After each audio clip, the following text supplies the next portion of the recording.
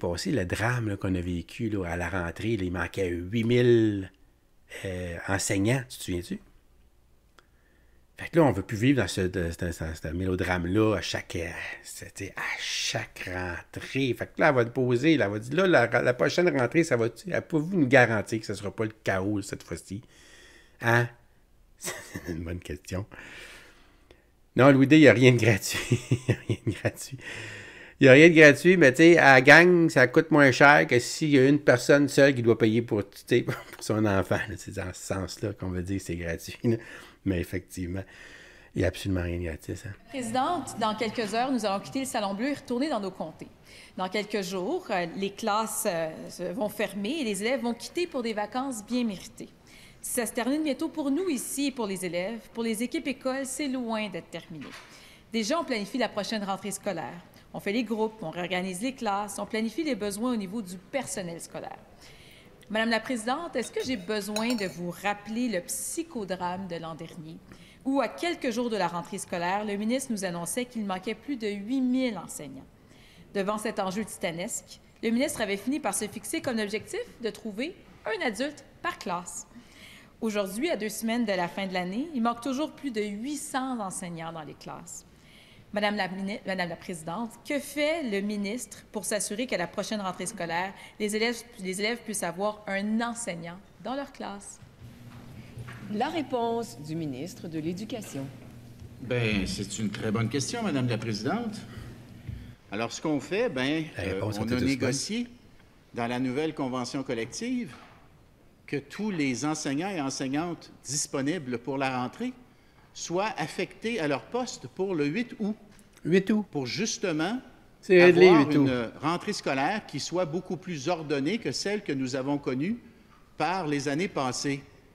Alors, évidemment, c'est la première fois qu'on mettra en place un nouveau mécanisme. On en est très fiers, honnêtement. Évidemment, pour que ça fonctionne bien, il faut que tout le monde se joigne à l'opération.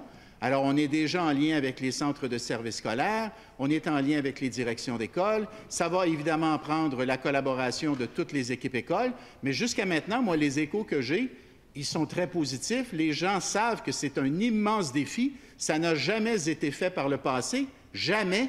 Pendant toutes les années que vous avez été là, vous avez toléré une affectation tardive. Nous, on met en place une affectation beaucoup plus avancée et on espère bien que ça va bien fonctionner. Et je vous rappelle que vous vous adressez à la présidente, monsieur le ministre. Ils vont se priver d'un mois de chômage. Madame la Présidente, le milieu s'inquiète en ce moment. Le 8 août, ça vient vite et les règles budgétaires ne sont toujours pas sorties. Les écoles vont bientôt fermer et tout n'est pas réglé pour la prochaine rentrée scolaire. C'est plus l'heure de la récréation, Madame la Présidente. La cloche est sur le point de sonner.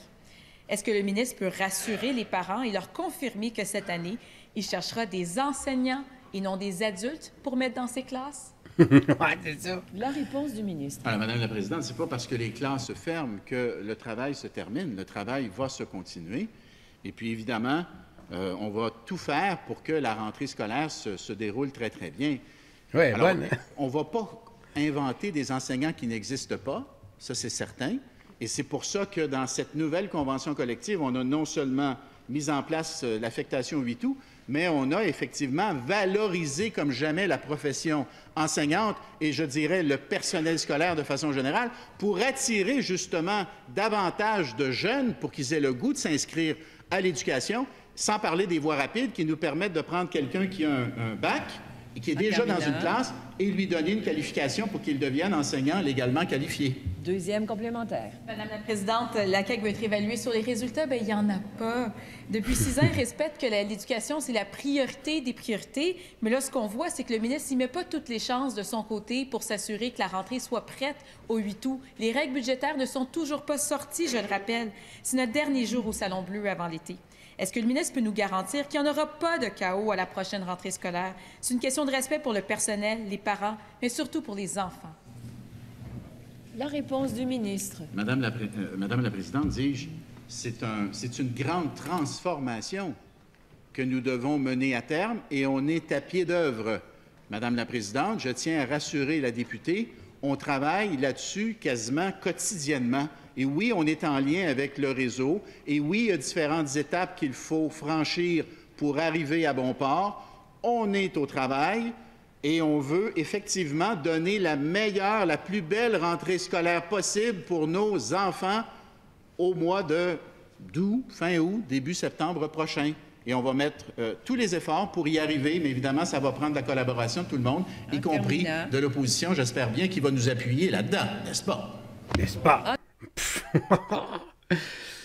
Fait que c'est une bonne question, pareil, là, parce que, tu sais, écoute, à chaque année, c'est toujours la même affaire, puis l'année passée, c'était encore pire que pire, là. Fait que là, il dit qu'à partir du 8 août, que là, on devrait savoir, là, qu'on va avoir tous